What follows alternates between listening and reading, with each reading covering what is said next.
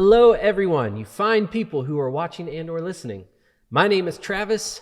And I'm Brad. This is Bradley Johnson, Timothy Bradley Johnson, for those of you who are wondering the full name. And this is I Must Stand. Do you want my social security number while we're at it?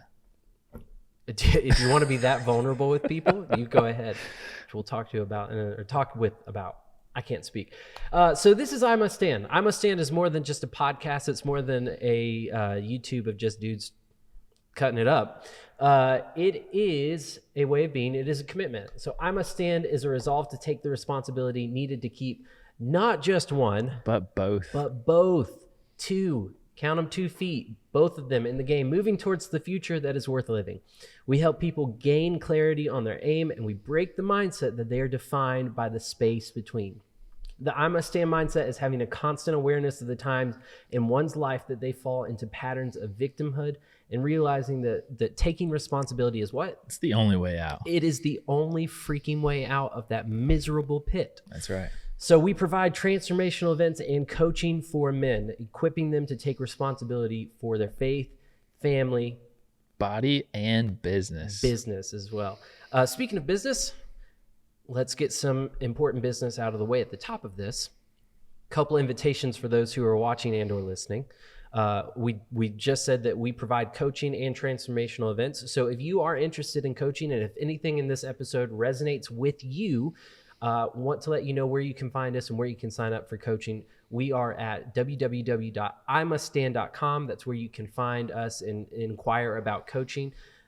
But something that we're also very excited about, we have 4 transformational events taking place in 2024. 4 in 24, baby. 4 in 24. That's our motto now. That's the thing. Producer Brian, is that a good idea? 4 in 24. 4 in 24. Brian has said it, so it will be. So 4 in 24 transformational events. We call them the Wake Weekend. So it's a 3-day leadership intensive event. It is a pattern interrupt, an awesome time where you can get around like-minded men who are all striving to become better husbands, better fathers, better leaders. We want you to be able to take steps in growing in your faith and in your business, with your families, taking accountability in all of those areas and learning how we can take the steps forward. So the first one that we have coming up is in April. I believe the dates are the 25th through the 27th. Yep, that's correct. That is correct. That was off the top of mind right there.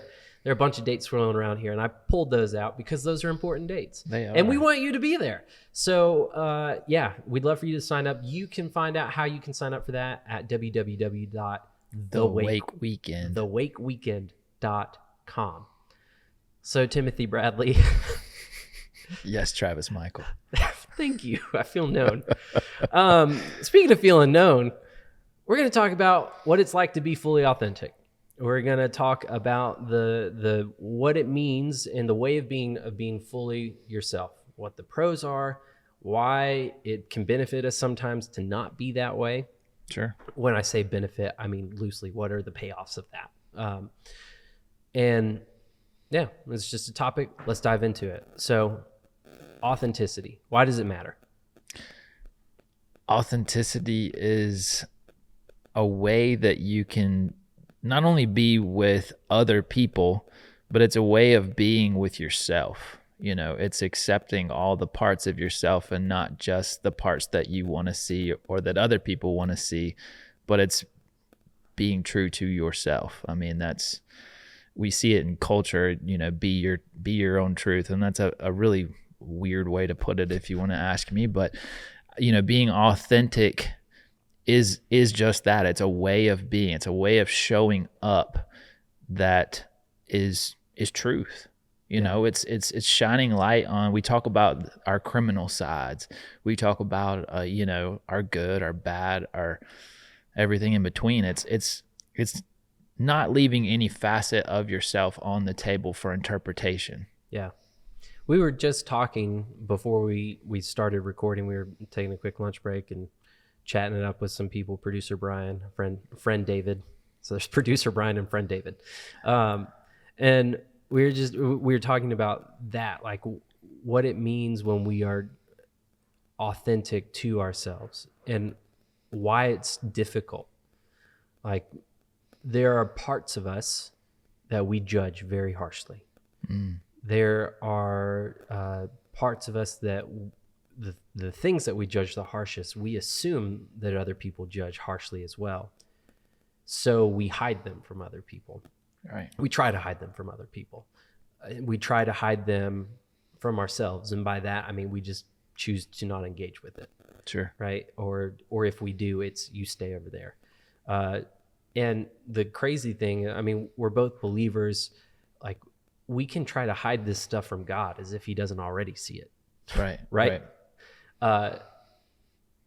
So we talk about how important it is to be authentic with yourself. Why is that something that's important? You know, authenticity is important because it builds connection. You know, connection is something that we really need to be able to grow as a human being, to grow in relationship with people. Without the authenticity portion of it, the foundation starts to erode. You know, the ability of am I true to what I'm thinking or saying out loud? Are my actions lining up with the person that not only I am, but the person that I want to be? Yeah. You know, we talk about hiding things. We talk about, you know, our shadow self or our dark side. It's easy to want to cover that stuff up. You don't want to shine a light on it. I mean, but why? I mean, because we don't look good. We don't look good. That. Yeah. We don't feel in control. Right. Like those, or when we expose them, we open ourselves up. Yeah. I mean, it exposes your failures. It exposes your weaknesses. It exposes all the parts of yourself that you see as inferior. You know, Jesus also says that, you know, that the meek shall inherit the kingdom of heaven. You know, the people who are willing to show the vulnerabilities are the people who are going to get the biggest reward. And I'm sure you've seen it, but anytime I've opened up and been vulnerable with someone, whether it was something I was super ashamed of or whether it was just like a failure in business, I grew that relationship, and that person typically grew in their ability to relate to me in a way that wouldn't have been possible before that. Yeah. I mean, that's the foundation for even our friendship. Yeah. Right. Like your ability to be truly authentic from the get-go, and the way that we conversed and the way that we talked, it was like the Brad that I am with is a Brad who accepts where he is in life. Yeah. And knows what he's committed to and knows what he's moving forward in. And I would say that a struggle when we are trying to hide these parts of us, the shadowed self, or deny the shadow self. This isn't a thing. I just don't want to even acknowledge it. I don't want to acknowledge the subconscious things that are driving me. When I was dealing with that, it was a battle of self-acceptance. Right. Which sounds crazy. Like, I couldn't accept where I was. Like, I didn't want to talk about the pornography addiction. I knew it was wrong, so I couldn't accept the fact that I was stuck in it. I couldn't look at it and acknowledge it. I knew that I had made bad financial decisions in the past and hadn't owned the ability to take steps forward in that. I didn't want to look at it, right? It was easier to just pawn all that off. And it was, I couldn't accept these parts of where I was in my journey. And so I hid them. Mm-hmm. And the meanwhile, and I've shared this example to you before, but visually speaking, like, it's as if I'm standing in the corner of a room and I'm just holding all this stuff back. Like, I don't hear, you can look at this, don't look behind me. Right. Don't look behind me. And as if God's not looking down, seeing, and this is an appropriate term for the context, all the shit that's happening in my life. Right. And he still sent his son to die on the cross. Right. For this. Right. For this mess of a situation. He accepted me not when I felt comfortable. It was in my deepest, darkest moments, God knew every little bit of it, and he said, I still love you enough. Yeah. And processing through, like, I grew up in church, and I still am actively engaged in church. And for whatever reason, just thinking through it in those terms opened up so much for me when it came to self-acceptance and my ability to be my authentic self. Because like you're saying, whenever we are authentic, it draws something out of other people. There's power for the person who has nothing to hide in the room. Yeah. Authenticity is, it's the beginning or the opening for you to begin to own it. Yeah. And until we own something, we can't move on from that. That's good. We want to hide it. We want to shove it under a rug. We want to back it into a corner where no one can see it. Look at the front of me, not the back of me. I like your analogy, but it's the invitation. It's just the beginning. Now, authenticity can be seen as the end all. I get in an ice bath. I share my woes with my buddies, and it's all over. It's all said. It's all done. No. That's the beginning of a much longer journey that's going to start from then on out. It is an invitation. That's right. For you to own the pieces of yourself that you've been unwilling to own up until now. Yeah. No shame. No shame. No shame. We are where we are. The journey is what the journey is. It's not what happened in the past. We're not going to be defined by that. It's what is it moving forward. Right. It's how are we going to relate to it in the future? Yeah. And I have been challenged with the thought process of I'm committed to my way of being an invitation for other people to be authentic. Yeah. If nothing else happens in my life, I want to be a resource for people to feel comfortable to be themselves. Yeah. To open up, because I have felt the contrast of the two. I know what my life was like and how I felt when I was pushing the stuff back in the corner and holding back versus what my life looks like after that. And the immense amount of freedom that I feel and experience and purpose and passion that I have back in my life now that I'm not giving up on myself. I'm one with my word. Yeah. That comes with being authentic. I don't have to hide from anyone. I don't have to run away. And make no mistake, this isn't just a theological type of conversation. No. If you are unable to show up for yourself, it will show up in other areas. You can't show up authentically in your relationships. Like, if you think when I was holding back porn addiction, do you think I was being fully forthright with my spouse? Probably not. I was not, which then hindered our relationship. Right. If I'm not forthright in that, if I'm not fully authentic in that context, then more than likely I'm not fully authentic in my work context either. Mm-hmm. I'm not fully authentic in the pillar of my body as well. Like, am I even being honest with myself about the current state of my health? Right. It wasn't until hey, this is what it is. Here's how we move forward. Right. But my challenge to those who are listening is you might judge the parts of you that you hide, the parts of you that you don't want other people to see. Those are an opportunity when you are open, when you are authentic. And I've shared this analogy before, but do you know the material that you can place on a splinter and it draws the splinter out? Have you ever heard of that stuff? Yeah. So we had to get a splinter out of my daughter Ava's hand recently. She's 3 years old, and it was quite the traumatic experience. It was something like, it was almost like if you were watching and didn't know anything about the splinter, you would have thought it was an exorcism. I literally had to, we laid her on the bed. It was in her hand. I'm holding out her arms. My legs are on top of her legs, and I had to put my head down on her head to try to keep her completely still. And she is still violently compulsing. No, scream. It was a wild, traumatic scene. Janine's almost in tears trying to get this thing out. I'm like, just do it. Because she keeps on getting her leg undone. She's kicking me in the nuts over and over. It was not pleasant whatsoever.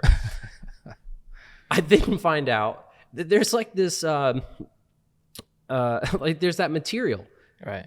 that literally you just put it there on the hand and it'll draw the splinter out. And the crazy thing is, like, the days leading up to the exorcism of the splinter, I'm telling Ava, I'm like, hey, we need to get this out. No, I don't want to. Honey, it's going to hurt. It's going to be in your hand. Do you want it to be in there and be infected forever? Yes. Yes, I want it to be in there and be infected forever. It's like, no, you don't actually want that. But like when we're inauthentic, it's the same thing. Like, Right. like I was unwilling to deal with so much, and I'm gonna avoid it. I'm gonna avoid it. And when I would be around other people that would confess, hey, I struggled with porn addiction, I could feel literally their authenticity was drawing it out of me. Sure. Was literally giving me an opportunity for freedom, Right. to be real. When there was no shame involved in the way that they communicated, where they were at, and how they do it, and the way I'm relating to them, I'm like, like something is being pulled from me, the way that a splinter is being pulled out of the hand. And I want to be that resource, and we are that resource for you if that is where you're at. Because there's no better feeling than getting rid of that splinter. Yeah. Bringing to light, being honest. It's again, we talked before about emotions and how powerful they are, but my goodness, like if you take the emotions out of it, how like, and make it a transactional thing, like, yes, of course it makes sense. We just talk about it. We, my wife and I have a couple conversations and set up parameters for accountability and how we do that moving forward. But oh my gosh, it's not that thing as much as it is I'm facing, and we're facing down things that we just don't want to deal with. Right. Like, it's such a painful process. What does Dan say? Transformation is it's a violent experience, emotionally violent experience. Right. I think about the opposite of authenticity, and that's being unauthentic, and what that leads to. And it's missing a portion of yourself.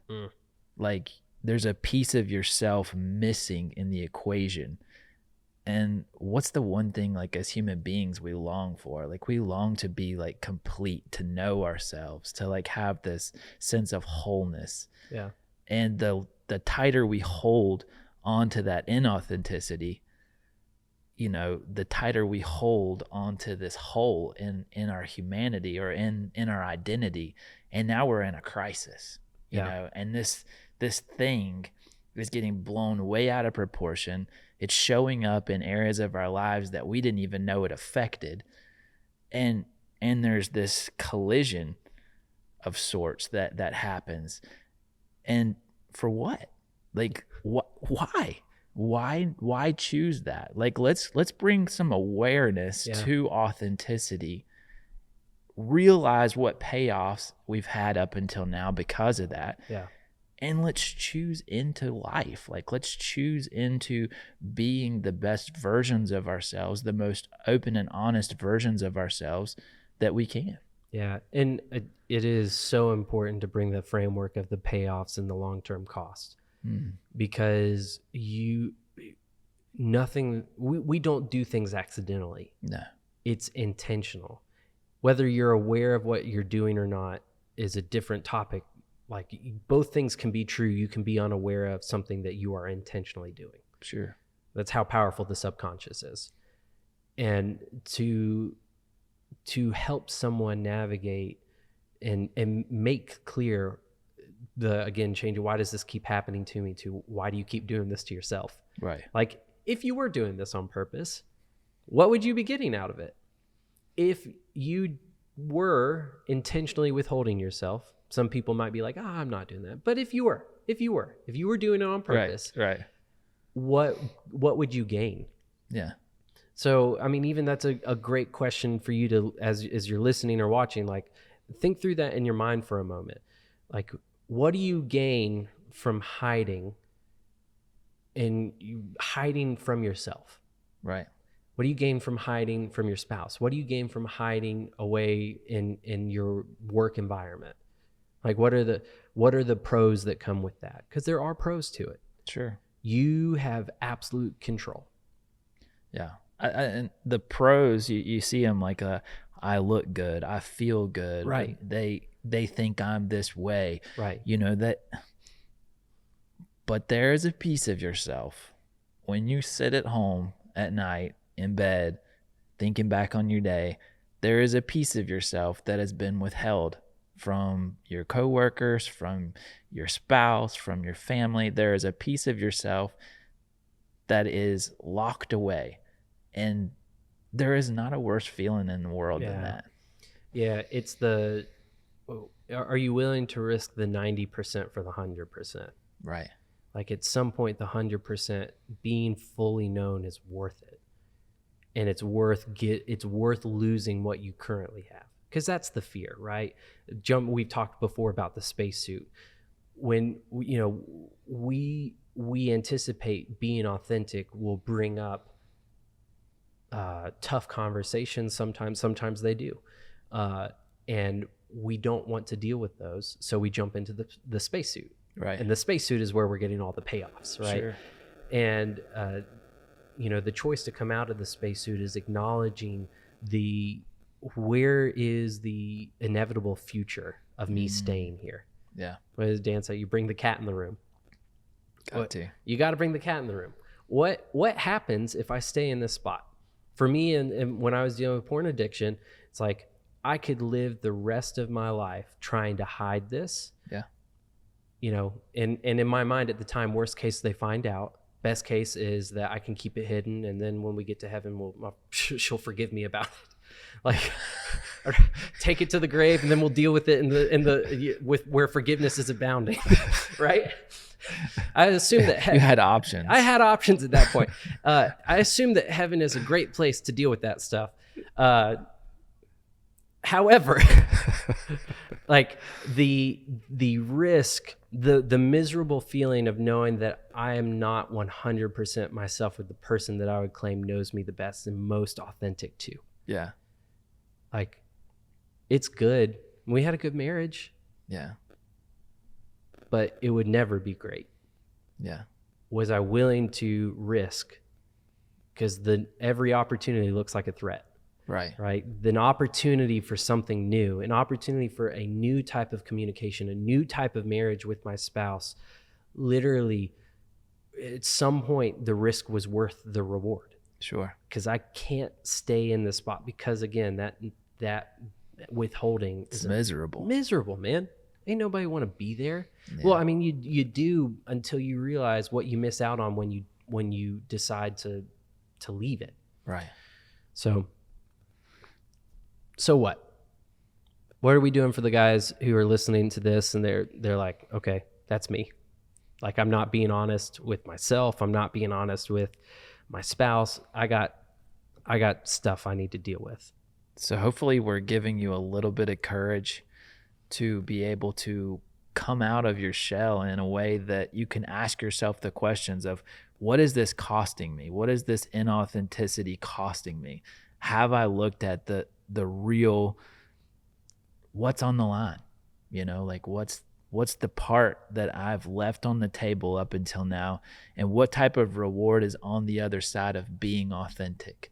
I think that reward is probably greater than anything you've ever looked at up until now, or you would have chosen it by now. So if you could actually sit down and think about that, what opens up? What opens up? So if that's something that you are brave enough and courageous enough to dive into, and if it's something that you feel that you've not been showing up for yourself or for other people as fully authentic, but you don't know how to navigate that, you don't know how to take steps, or you don't want to try to answer those questions alone, that's why coaching exists. That's why we're here. We want to partner with you in helping you be able to take those steps to show up authentically, not hiding, and be on mission at that point. When you are free, you hear this all the time, free people do what? They free people. Mm-hmm. When you are walking in authenticity, fully self-accepting, knowing that there's room to grow and we're pushing towards that growth, but today's okay. Like, I am okay. If you want to be in that spot and you just don't know how, we're here to help. So you can find the coaching stuff on the website that we've talked through already, www.imuststand.com. The transformational events that we have as well at the Wake Weekend is coming up. It'll be another great resource for you to be around a bunch of guys. I mean, if you talking about vulnerability, and nothing encourages vulnerability more than having other vulnerability. If all the men, and you can't, it's very difficult to go to an event like this and withhold. Right. Because again, where authenticity draws out authenticity, the splinter being drawn out, it's like a group of people drawing splinters out. It's an amazing time, and we can experience freedom and see how that's affecting you in so many areas. So we'd love for you to sign up for the transformational event that we have, the Wake Weekend. Bradley, what else we got? I think you've covered it, man. Yeah. We are going to be authentic. We're going to live out an authentic life, and we're going to encourage men to live out an authentic life. Like you said, coaching is such a huge tool. It's a safe place. It's a dangerous place, but most of all, it's a place that's going to challenge you. And that's what coaches do. So we shine a light on things. We bring things to the surface, and we propel your lives forward in a way that's going to help your faith, your family, your body, and your business. And you get to pick what pillar you want to work on, you know, and go for it. So, but the thing is they all revolve around you. That's right. So if you show up fully authentic, it's going to happen across the board. You're going to see the reward in multiple areas of your life if you're willing to put it in. Yeah. If you're willing to acknowledge it. Let me ask this question for the people that are listening, and then we'll close out. But what is possible? What could open up for you if you showed up authentic today? That's it. Just if you can take 5 minutes to process through that, like what would happen? What are possibilities that could exist? Don't exist right now, but could exist if you decided to show up authentic, 100% yourself, 100% released from shame, 100% released from self-doubt, fully accepting where you are in your journey and how that could affect the people around you and the spheres of influence you have. So process through that. You feel free to answer in the comments section of this video if you want to. You can answer in a review if you want to, I suppose. Is that a thing, Producer Brian? Could people do that? They can leave reviews. You could leave reviews if you want to. I'm saying they could leave the answer in their review, right? Yeah, sure. Why not? We'll get it. If there's a 5-star review and you're like, this is how I'm going to show up in the future, we're like, hell yeah, let's go. Why not? So we can be found on Spotify, Apple Podcasts, Overcast, whatever the heck that is. wherever you get your podcasts, you can get us. You can find us there and on the YouTube. Just search I Must Stand. I Must Stand. And you will find us. And you'll find us. When you do find us, make sure to give us a like, give us a thumbs up. If this episode's been helpful to you, or you think it could be helpful to somebody else that you know, be sure and share it. Until next time, thank you guys.